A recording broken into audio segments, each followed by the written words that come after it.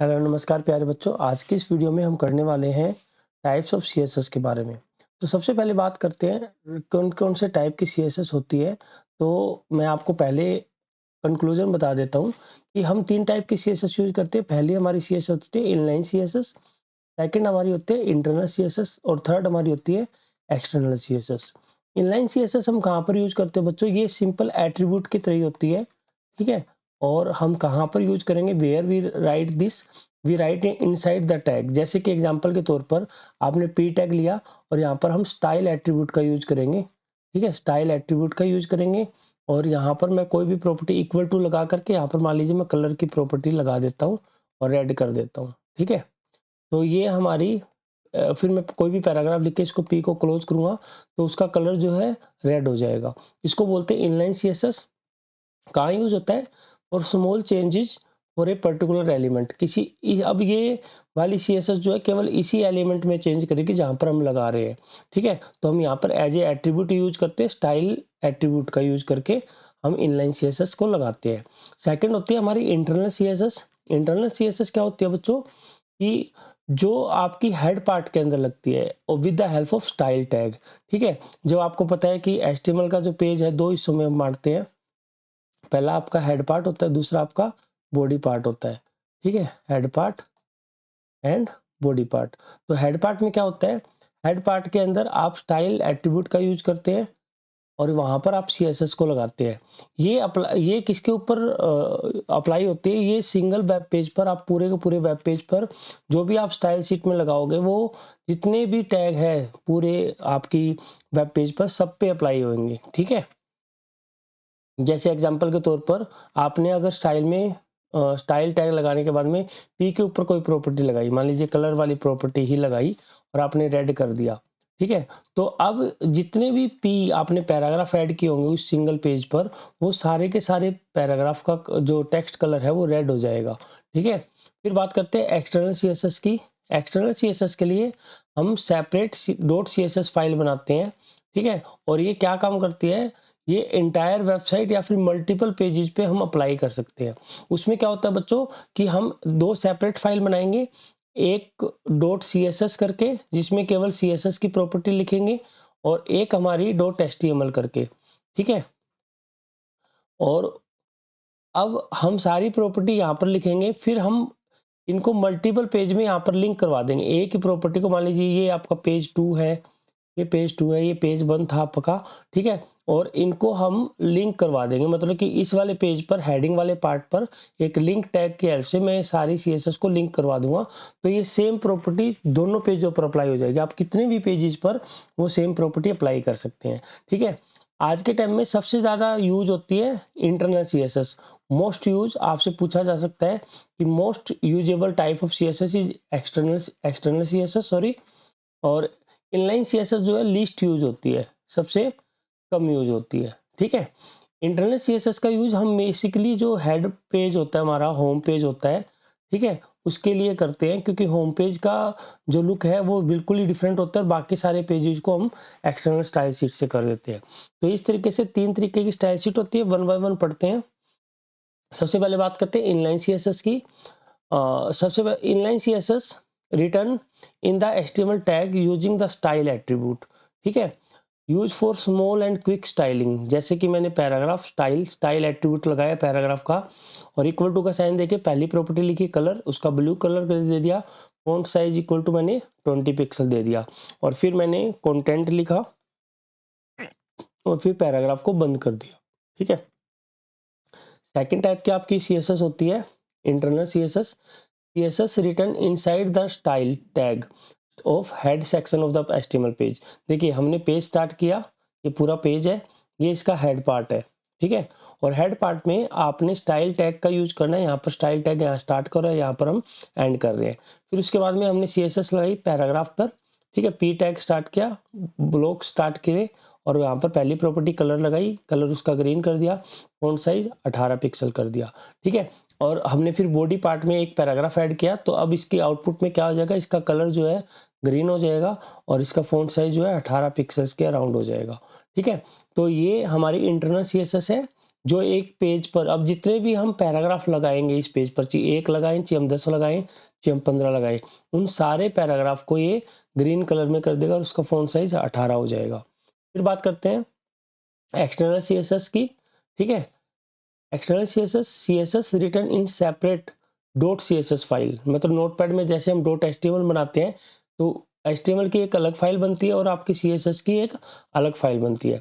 फिर link to the HTML using the link tag की help से हम इसको इस वाली फाइल को, देखिए पहले हम यहाँ पर एक सीएसएस की नोटपैड में सीएसएस की फाइल बनाएंगे, ठीक है, और उसके बाद में क्या करेंगे, उसको डॉट सीएसएस से मतलब कि सेव कर देंगे, और यहाँ पर मैंने सीएसएस की प्रॉपर्टी लिख दी और डॉट सीएसएस से सेव कर दिया। अब हम एचटीएमएल वाले पेज पर आएंगे और एचटीएमएल पेज पे आकर के हेड पार्ट के अंदर लिंक टैग की हेल्प से उस स्टाइल शीट को लिंक href से उस स्टाइल शीट को मैं लिंक करवा दूंगा। मतलब कि ये वाली स्टाइल शीट जो है यहाँ पर लिंक होगी और लिंक होने के बाद में जो यहाँ पर मैंने प्रॉपर्टी दी है, जैसे कि मैंने पैराग्राफ के कलर रेड किया है, तो इस पेज पर जितने भी पैराग्राफ है उनका कलर क्या हो जाएगा, रेड हो जाएगा। तो आई होप आपको ये समझ में आया होगा। चलो प्रैक्टिस कर लेते हैं थोड़ा सा। एक ही टैग से मैं मतलब कि सारे के सारे चीजें चेंज करने की कोशिश करता हूँ। जैसे कि एग्जांपल के तौर पर मैंने यहाँ पर पैराग्राफ के लिए कलर ग्रीन और ये लिखा, ठीक है।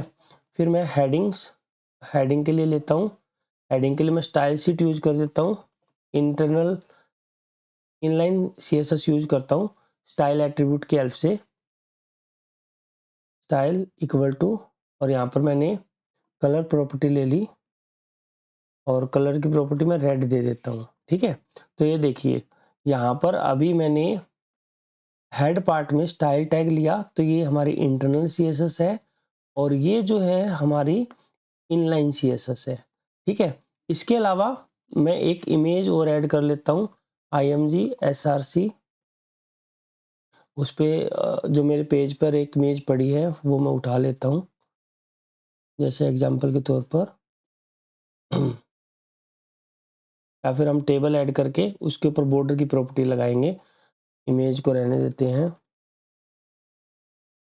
या फिर ऑर्डर्ड लिस्ट ले लेते हैं। चलो li rem, li को मैं क्लोज करता हूँ, ठीक है, li rom और li को मैं क्लोज करता हूँ, ठीक है, और मैं फिर ol को क्लोज कर देता हूँ। अब मैं चाहता क्या हूँ बच्चों कि हर एक टैग, मैंने देखो 3 टैग लिए, एक हेडिंग लिया, एक ऑर्डर्ड लिस्ट लिया और एक पैराग्राफ लिया। पैराग्राफ का जो स्टाइल शीट है मैं यूज कर रहा हूँ with the help of internal CSS, ठीक है। पैराग्राफ का कलर जो है ग्रीन हो जाएगा और फॉन्ट साइज 16 हो जाएगा। H1 में मैंने इनलाइन सीएसएस लिया, यहाँ पर स्टाइल एट्रीब्यूट लिया और यहाँ पर कलर मैंने रेड कर दिया। अब मैं चाहता हूँ कि OL की जो प्रॉपर्टी है, OL का जो टेक्स्ट है बाय डिफॉल्ट वो एक्सटर्नल सीएसएस की हेल्प से आए, लेकिन पहले हम इसकी आउटपुट चेक कर लेते हैं और फिर मैं आपको एक्सटर्नल सीएसएस की हेल्प से इसमें चेंजेस करके दिखाऊंगा कि कैसे हम एक्सटर्नल सीएसएस की हेल्प से इसमें हम फॉर्मेटिंग अप्लाई कर सकते हैं, ठीक है। तो ये हमारी हेडिंग है, ये हमारी ओएल की कोडिंग में कुछ ना कुछ गड़बड़ हुई है। ओह, मैंने एल को भी क्लोज कर दिया यहाँ पर, ठीक है। अब ये देखिए ये हमारी आउटपुट है। अब मैं क्या चाहता हूँ कि जो हमारी ये हेडिंग है, सॉरी लिस्ट है, ऑर्डर्ड लिस्ट के ऊपर भी स्टाइल अप्लाई हो, लेकिन वो हम एक्सटर्नल सीएसएस की हेल्प से करेंगे। तो बच्चों आपको क्या करना है, आपको जो है एक्सटर्नल सीएसएस बनाने के लिए एक अलग से नोटपैड की फाइल लेनी है। जैसे मैंने ये फाइल ली और यहाँ पर मैं नोटपैड की फाइल ले लेता हूँ कोई, और इसके अंदर मैं कोडिंग करूँगा उस चीज़ के लिए। तो मैंने OL टैग लिया, सिंपल आपको कोडिंग स्टार्ट कर देनी है, CSS की प्रॉपर्टी ऐड कर देनी है।